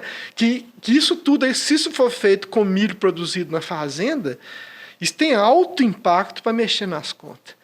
Né? Por exemplo, tanto o reidratado quanto o grão úmido. Né? Se eu comecei, porque tipo assim, na hora que você joga o milho num silo para tratar de vaca, na minha concepção, acabou essa história de custo de oportunidade. Eu não vou tirar o milho do silo para vender para os outros. Na hora que ele foi no silo, ele é comida de vaca. Então ele vai entrar na formulação com custo de produção mesmo. Né? Então o mínimo de amido da dieta, ele é custo de produção. Se eu conseguir fazer milho barato, meu custo é baixo. Acima daquele tanto de amido, aí, por exemplo, se eu tiver uma polpa cítrica mais barata do que um milho, que esse a mais de milho, eu dou polpa cítrica. Né? Mas 0 de milho, pelo menos se você quiser fazer leite, né, eu vou ter que manter pelo menos uns 20% de amido na dieta. Né? Quer dizer assim, muita gente aí vai estar trabalhando em torno de 25%, às vezes até 30%. Né? Se eu tiver milho barato, eu vou nos 30%. Né? Mas esse mínimo aí, como diz, ele é meio que... Eu não tenho opção de vender ou não vender. Esse eu tenho que dar para a vaca mesmo. Né? Aí você conseguiu fazer... Isso é uma rota para baixar custo de dieta. Né? Um dos caminhos é produzir concentrado na fazenda. Né? Posso produzir sorgo na safrinha do milho. Né? O Léo, fazendo um exemplo disso, é o Léo Pereira ali né, no Carmo. Ali, o Léo acertou a mão nisso, silagem de milho na área, na safrinha faz sorgo, grão reidratado de sorgo, né? E o concentrado da azar com amido do concentrado é todo de sorgo. Isso mexe nas contas, assim. Né? No Triângulo Mineiro e Goiás consegue sorgo muito barato. Muito barato. Então, assim, o reidratado de sorgo funciona bem também. Né? Não é a mesma coisa que milho, não. O de milho é melhor. No Triângulo, em Goiás, o pessoal está usando muito. Mas isso muda a conta. Isso é caminho para baixar custo de comida. Né? Então, assim, ou seja, você pode produzir ingredientes na fazenda e quando comprar bem. Né? Comprar, assim... Né? O que você fala assim, a decisão é o que comprar, onde comprar, que hora de comprar, né? Como guardar, como processar. Né? Não adianta eu comprar também, jogar num depósito lá, molhar tudo, ou o rato vir comer tudo, né? E você perder seu alimento na fazenda. Né? Não adianta eu querer comprar ingrediente, mas não tem eficiência de compra. Aí pode ser que uma ração comprada vai ser até melhor, porque se a eficiência de compra for, né? Se eu estiver comprando saca de milho de 50 quilos, no mesmo preço de saca de milho de 60 quilos na cooperativa, acho que se você comprar ração direto, a diferença vai ser menor. Né? Então, assim, como lidar com esse concentrador é formular, comprar bem, produzir na fazenda. E forragem é melhor possível para gastar o mínimo possível. Assim que você faz comida barata. E não deixa a vaca perder leite, não. Né? E, assim, aí investe em quê? Conforto, instalações, né? Treinamento pessoal, atenção na vaca, para fazer ela dar leite mesmo, para diluir custo. Né? Não adianta também eu dar uma nutrição boa num curral quente, sem cama, uns funcionários que não sabem nada de vaca, fazendo nem horário de ordenha, tem direito, não alimenta nada direito, coxo rapado todo dia, aí não tem mágica. Né? Então a comida vai dar o suporte, né? Ela é um custo alto, mas eu tenho que ter as condições para minha vaca expressar a produção. Não estou falando que ela tem que ter 50 litros de média, não. Né? Se ela tiver... Aí é sistema de produção. Tipo, o que é leite alto num gado de Irolanda é completamente diferente de leite alto na fazenda de gado holandês. O que é leite alto na fazenda de gado a pasto é diferente de leite alto num compost com ambiência e tal. Naquela opção de produção, você não tem nada a ganhar perdendo leite, não. É o caso do cara que tira a ração. Você tira a ração, você vai perder leite. Você não tem nada a ganhar com isso, não. Se isso fosse o caminho para alguma coisa, eu ia fazer isso era o ano inteiro. Eu ia tirar a ração delas era o ano todo. Não era só no dia que o preço do leite estava baixo. Para corrigir fluxo de caixa, a operação é outra. Que eu acho que é uma coisa é a operação que você precisa fazer para reduzir custo. Outra coisa é que você precisa fazer para corrigir fluxo de caixa. Você vai perder renda bruta. Você não vai vender, você não vai vender leite. Reduzir custo é uma coisa que você tem custo é igual cabelo, você tem que ficar cortando sempre. Só que você tem que cortar inteligente. Você não vai cortar onde vai te tirar a receita. O que a turma faz, vou cortar custo. Vai cortar onde te tira a receita. Então você acaba piorando a situação. Ele corta despesa, ele não corta custo. Você já não vai receber no leite, né? Vai tirar pouco. Não tem mágica nenhuma, não. E como é que... Vai vir de onde? Quer dizer assim, então... Né? Agora eu entendo, né, que num cenário desse de leite de R$2 aí, ó, é difícil mesmo. Né? Se isso durar muito tempo, a questão é quanto tempo que isso... O que me preocupa é os meses seguidos que nós estamos tendo de queda, muito mais do que o valor atual. A gente deve estar acho que deve ser 11 meses seguidos, né, de queda consecutiva. Né? Sim. Né? Sim. Então, assim, isso é que preocupa, entendeu? Porque fases ruins e boas faz parte do leite, né? O sobe e desce do leite sempre existiu, sempre, né? Não é agora que o preço de leite está ruim, não. O preço de leite já teve ruim 1000 vezes para trás. Né? Assim, ele sobe, ele desce, o duro é quando isso é longo. Aí o negócio complica. Né? Se subir e descer... Uma vez no ano subir, uma vez descer, beleza. A rampa descendo. Um mês bom, vai lá e paga o mês ruim. Mas que se olhar no anual, tá bom. Né? Agora você pega aí 10 meses ruim, 11 meses ruim. Eu penso na década de 90, não foi mesmo. A gente teve uns 8, 9 anos ruim. Fechou um monte de gente aqui no sul de Minas. Né? Quando o negócio é muito longo, aí você não aguenta mesmo. Você começa a tirar dinheiro de outra coisa para botar no leite, você começa a vender patrimônio para colocar no leite, aí o caminho é fechamento de rebanho mesmo. Né? Vai lá e fecha, porque, né, realmente é difícil. Né? Então a gente está assim... Né? Agora, acho que essas opções de baixar custo alimentar, elas devem estar... É todo dia, né? Não é...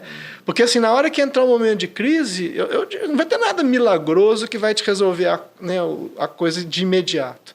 Né? Eu acho que assim, se você já estava fazendo uma coisa bem feita, você vai ser menos afetado por esse momento de crise. Então é pensar a longo prazo, pensar que a vaca é um bicho de ciclo lactacional, né? Não é de um dia de desempenho, que eu posso afetar a reprodução, que você pode afetar a condição corporal, que você pode afetar a sanidade.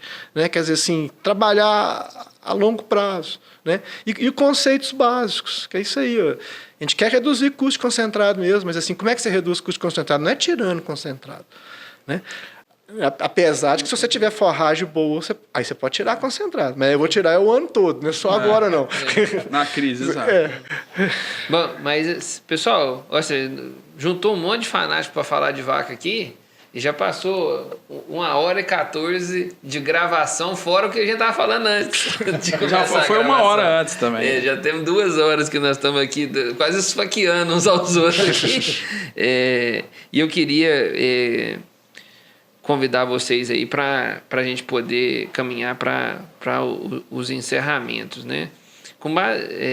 Professor, com base em tudo que a gente conversou aqui, né, acho que tem uma mensagem de busca pela redução do custo do leite, né, que o produtor precisa de entender, reduzir o custo do leite, pode ser dando mais ração. Puxando o leite das vacas. Puxando leite nas vacas. Isso, né? Que aconteceu no estudo nosso. E aí você dilui o custo de mão de obra. Então, você vai aumentar leite por hectare. E às vezes, em alguns casos, né, tem gente que às vezes o caminho do cara não é reduzir o custo. Às vezes o caminho do cara, de fato, às vezes ele é aumentar o custo dele um pouquinho para que ele tenha escala. E tendo escala, ter mais dinheiro sobrando para ele no final do mês, né? Você vai colocar o máximo de vaca por hectare na dieta de ração de concentrado alto. Porque se a meta for, né? O produtor tem que entender também, porque assim, uma boa parte dos custos dele é fixo. Então, se ele diminui a produção de leite dele, aquele custo ali fica, é funcionário. Nós não falamos aqui, mas tem um custo empatado na terra.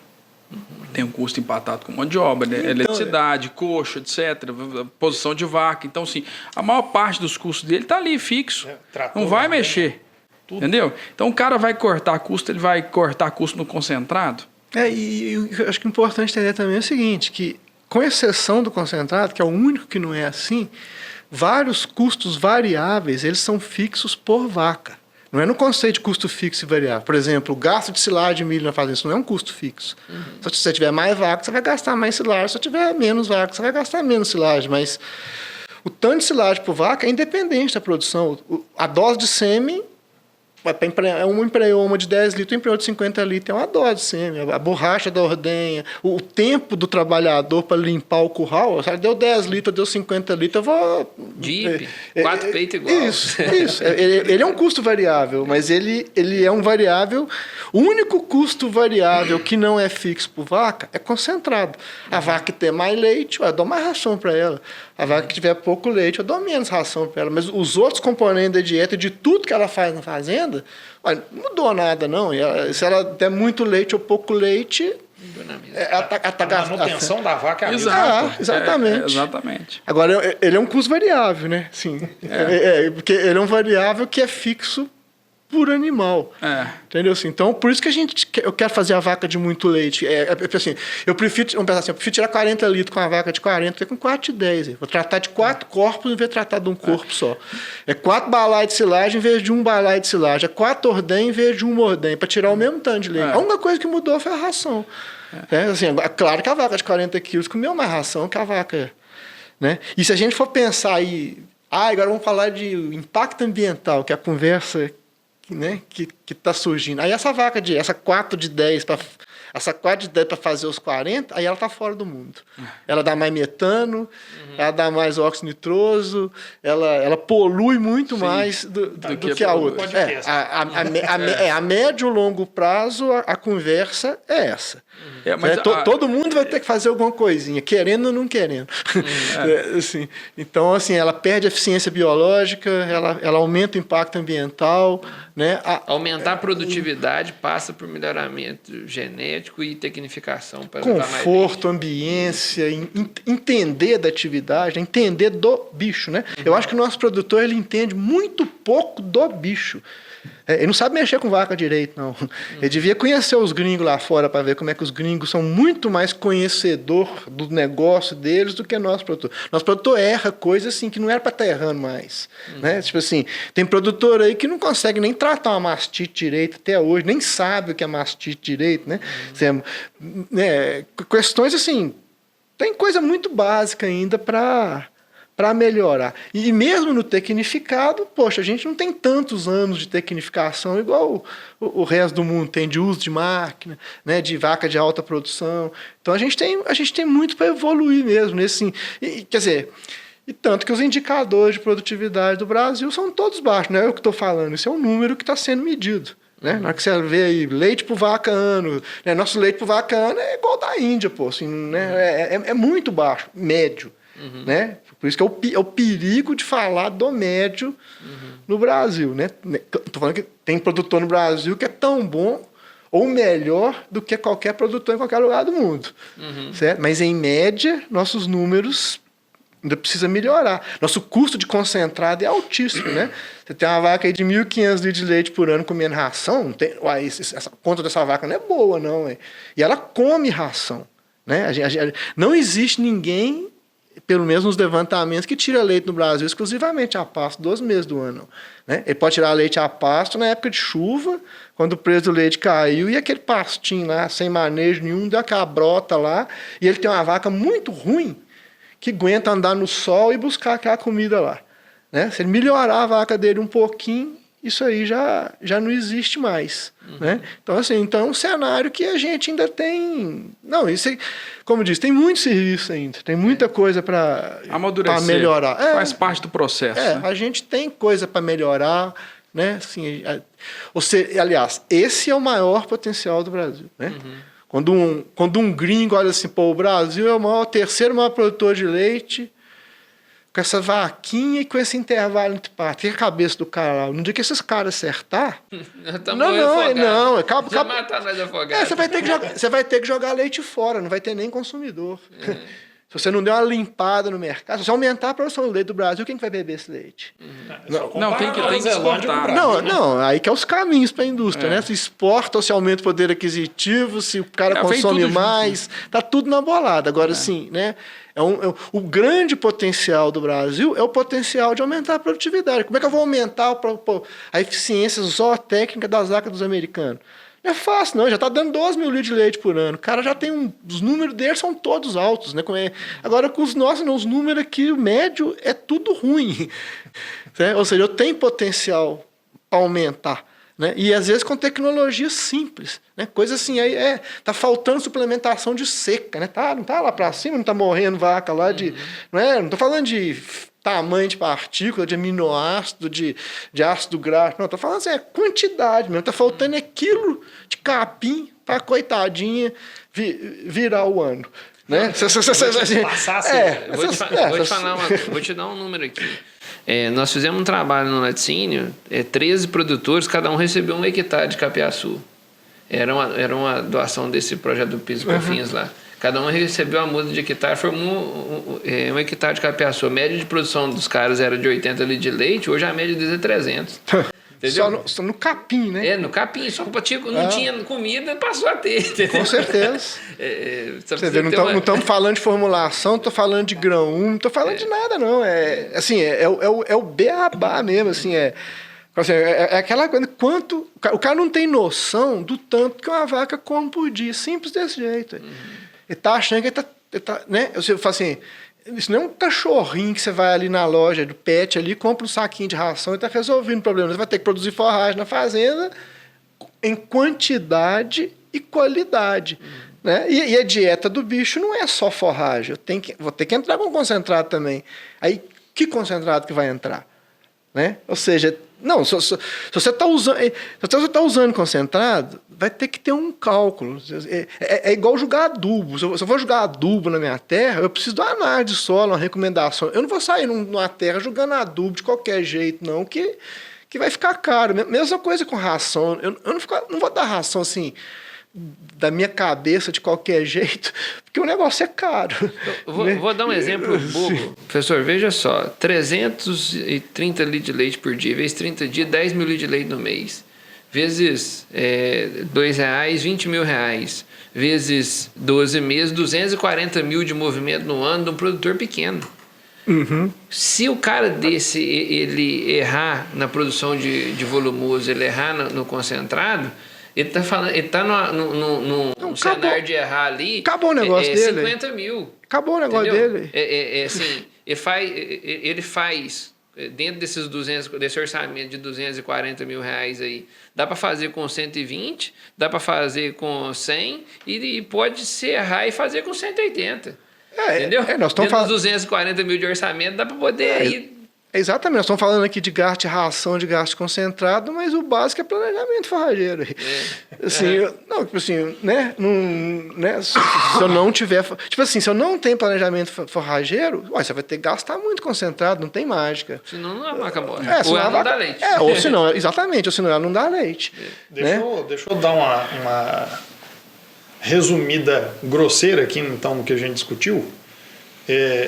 Pequeno produtor, planejamento forrageiro, tirar a vaca da fome. O produtor que está mais tecnificado, fazer dieta eficiente. Aí a forragem, aí o grande problema na forragem vai ser o processamento. Né? É por isso que eu falei. É outro cenário. Né? Completamente diferente. Sim. Falamos da oportunidade do reidratado para reduzir custo. Falamos da compra de chamados aí subprodutos, né? Caroço de algodão, polpa cis, comprar na hora certa, comprar na hora certa é importante. E oportunidades regionais, né? E usar de forma correta, né? Por exemplo, pegar um DDG carregado de óleo, você não pode colocar muito. Né? DDG, então, assim, tá, né? Então, assim, tudo pode ser... Não, e tem ano que o milho e soja é melhor. Acontece. Né? Então, conta, assim... Né? Fazer conta. Pessoal, nós estamos bem avançados na hora. Eu queria convidar o professor para dar uma mensagem final para os produtores, para toda a audiência aí. Como forma te falei, nós temos na audiência produtores, técnicos, dono de laticínio, né, cadeia produtiva do leite, tudo aí nos acompanhando. Que mensagem que vocês passam para ele dentro do contexto do que nós conversamos aqui, né? Custo baixo e buscando lucro máximo, né? Que mensagem que você passa para o pessoal aí, para a gente finalizar? Eu acho assim, um momento do leite, de preço de leite, né? Que tem gente que acha que a gente nunca deve ficar reclamando de preço, mas eu não consigo não reclamar de preço, não. E que tem hora que é difícil mesmo. E isso faz parte da pecuária leiteira no mundo inteiro. Ela tem momentos melhores, momentos piores. Isso não é nada de novo, não é a primeira vez que isso acontece, não. Né? E nesses momentos de baixa é que a gente precisa ser eficiente. É nessa hora que eu tenho que alimentar bem. Ali que eu preciso de leite alto, eu preciso de turma de colaborador funcionando redondinha. Né? No momento do baixo é que mais se exige trabalhar com qualidade. Né? E nutrição, com certeza, está nesse meio pelo tamanho que a nutrição é numa planilha de custo de qualquer fazenda no Brasil, aliás, de qualquer fazenda no mundo que usa concentrado. Né? Onde usa concentrado, o concentrado é sempre o maior custo da atividade leiteira. O único país do mundo que isso não vai ser importante é Nova Zelândia. Né? O resto do mundo inteiro, concentrado é um item que pesa muito, né? E que deve ser usado de forma racional, né? Simples desse jeito. Né? Agora, assim, e outra coisa, para entender também, pensa na vaca. Né? Que é uma vaca assim, que eu preciso... É um bicho de longo prazo e que nutrição pode afetar outras coisas além da produção de leite, principalmente a reprodução. Né? Então, se eu penalizar demais esse animal nutricionalmente, eu não vou perder só leite. Você vai perder animais, vai perder desempenho reprodutivo, vai perder leite por dia de intervalo entre parto, né? vários números aí. Né? Quer dizer, então é planejar e pensar, né, a longo prazo, torcendo por mais essa fase ruim passar o mais depressa possível. Né? E aí que é a história, na hora que a fase ruim acabar e ela começar a ficar boa, aí eu quero vaca fácil de ser embalada.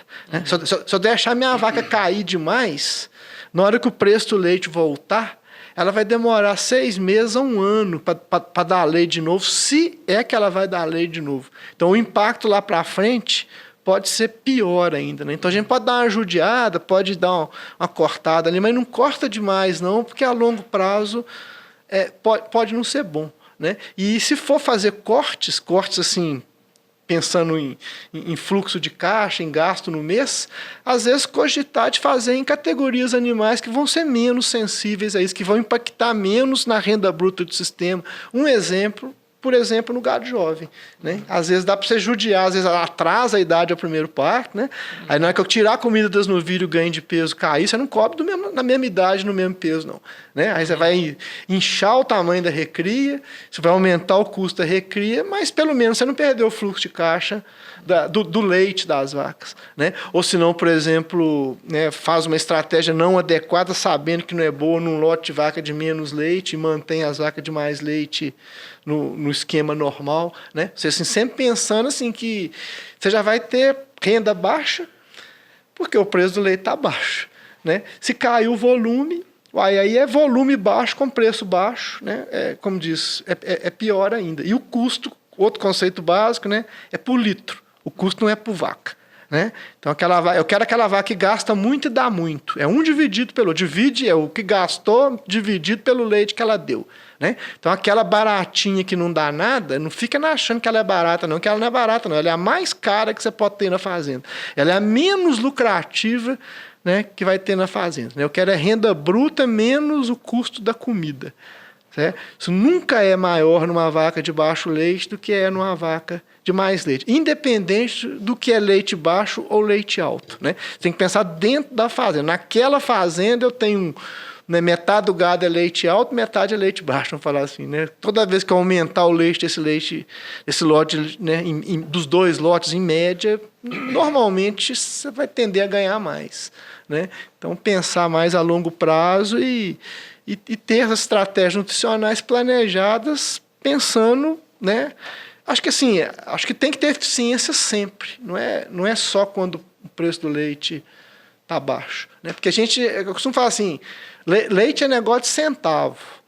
Tá? Você chora por centavo no laticínio, então você briga por centavo no seu custo de produção também.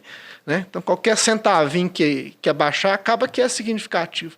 Né? Então, quem mexe com o negócio de centavo, preocupa com centavo. Né? Às vezes, as mudanças não vão ser assim, coisas gigantescas, não. Elas vão ser coisas pequenas, mas que no negócio o leite acaba que é representativo, porque é sempre assim. A gente está sempre mexendo com coisa... É no segundo decimal. Né? E é a mesma coisa num pagamento de leite. Quando um laticínio reduz lá nos centavos, impacta a fazenda. Né? E mesma coisa no custo de produção. Né? Então, as estratégias, eu acho que elas sempre têm que ser pensadas. Né? E nutrição é muito importante. Assim, não dá para ter um sistema... Acho que é muito mais assim, traçar o rumo, traçar o caminho, do que, às vezes, ficar apagando fogo assim, né, de coisa imediatista. Né? Então, assim, a opção de longo prazo, acho que ela é que tem que ser bem pensada, e aí cada um vai ter a sua. Né? Porque aí depende da fazenda, do maquinário, do produtor, né? Que tipo de trabalho que ele quer ter, da vaca que ele tem. Né? Aí não tem receita. Né? E isso é que é a complexidade do leite. Né? Tipo assim, não é igual uma galinha, um porco lá, que se eu vou criar uma galinha, eles vão te dar uma gaiola de porco lá, ou ela mede tanto, ninguém fica inventando tamanho de gaiola de porco, não. Mas no leite a turma inventa. A turma desenha curral, desenha sala de ordenha. Não, assim, impressionante. Cara, nunca vi uma vaca na vida e começa a tomar decisão técnica. Quer dizer, a vaca é dele, a casa dele, o dinheiro é dele, o problema é dele. Né? Mas assim, inventa demais da conta. Né? Tinha que ser mais assim, inventando a roda, né? Coisa que já foi inventada há muito tempo. Então erra demais por coisa que não devia estar errando mais. Né? Eu acho assim, ainda falta isso. Né? A gente não... O leite brasileiro, o nível tecnológico dele, em média, ainda é baixo. Né? A gente tem muita coisa para melhorar. Né? E as pessoas têm que ter consciência disso. Né? Tipo assim, qualquer que seja o negócio, a primeira coisa é entender dele. Né? E numa visão otimista, eu acho que dá para olhar para isso e enxergar como uma oportunidade. Não estão criticando, falando que é o nosso grande potencial. Ou seja, existe o potencial de melhorar. Opa, se eu tivesse lá no topo, mas como é que melhora, né? Não, a gente tem muito potencial de melhorar. Né? Esse é que é o grande potencial do Brasil. Por isso que tudo quanto é multinacional vem para cá, da área de minerais, de ordem, de trator.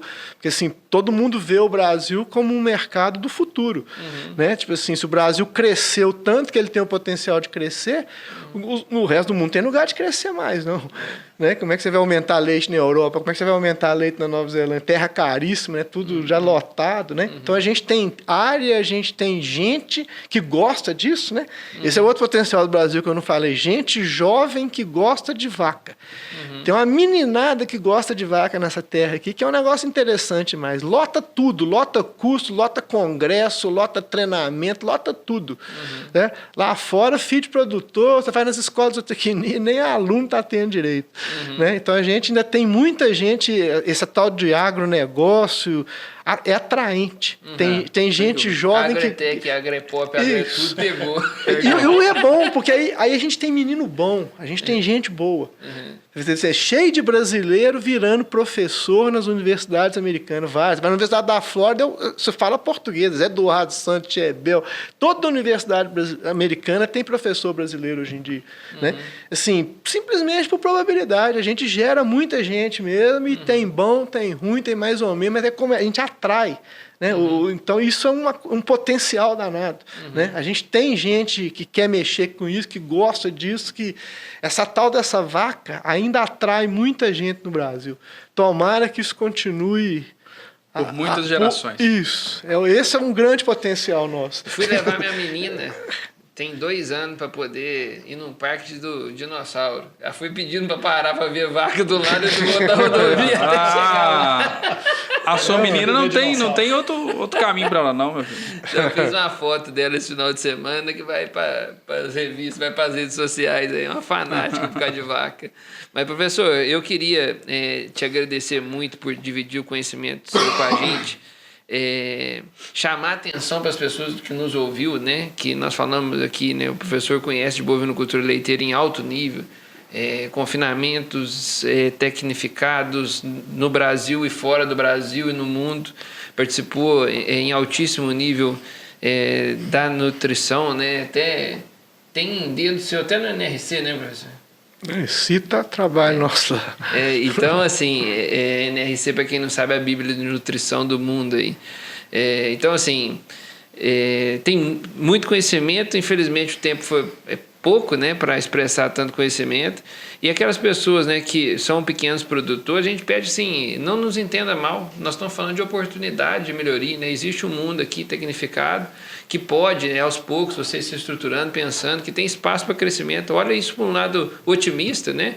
Peraí, eu estou na posição aqui, o pessoal falou que não está legal, ninguém falou que você está com vontade de não cuidar bem da sua vaca e tal, até onde você aprendeu, você está fazendo o que você pode, mas o que nós estamos te mostrando é que existe oportunidade de melhoria, né, professor? Então, assim, não houve intenção de ofender ninguém em momento nenhum. Até esse conceito do que é um pequeno produtor, assim, eu vejo o cara aí que tem pouca vaca, que tira pouco leite e que é um grande produtor. E tem grandalhão aí com volume gigante que na cabeça é pequeno. Entendeu? Então, esse conceito do pequeno está ligado em tamanho de fazenda, em número de vaca, em volume de leite, isso não é correto, não. Na verdade, assim, um cara pequeno que é super viável, super bem, eu admiro ele para danar, porque é muito mais desafio, é muito mais difícil, né? Assim, questão de mão de obra, principalmente, né? Eu acho muito interessante a diferença nas mãos de obra de fazenda grande para pequena. Por exemplo, fazenda grande, eu pego uma pessoa que nunca mexeu com vaca na vida, você vai virar tratador de bezerro, te treino isso lá e acabou. Agora, no pequeno, não, o cara tem que tirar folga, tem que... Né? Eu não posso ter um especialista, é muito mais difícil eu arrumar o trabalhador do pequeno do que o do grande.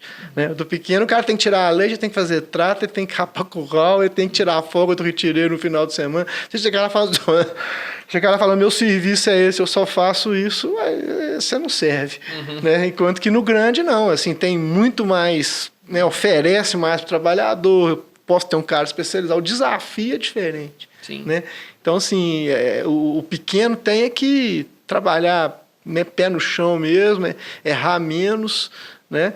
E, como diz, se a vida está satisfeita, se a vida está boa, é isso que importa. Né? Não é raça de vaca, não é tipo de instalação, não é volume que define a pessoa, não.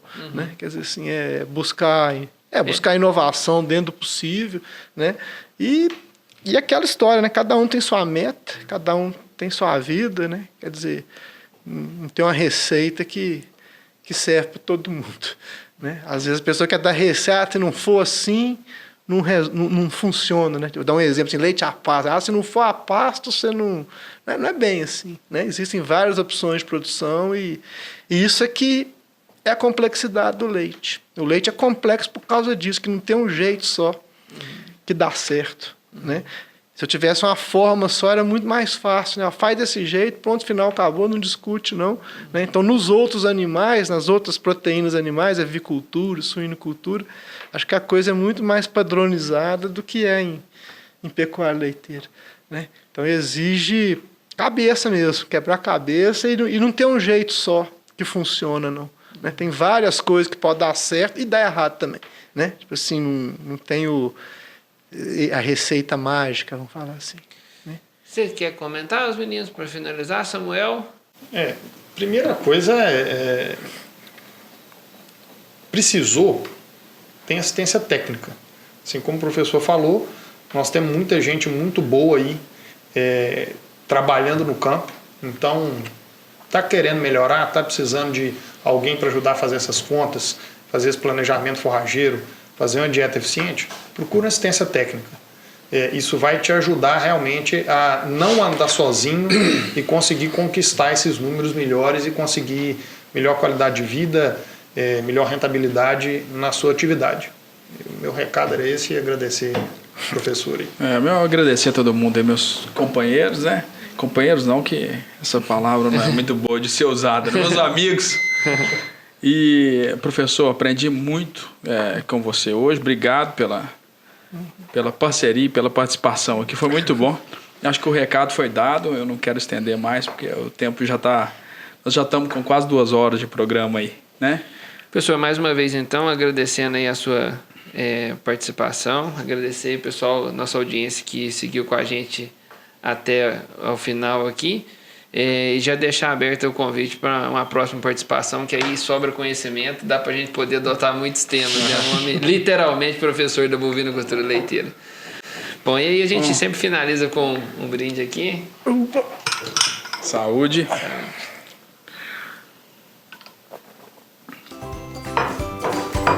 Pessoal, obrigado e até a próxima.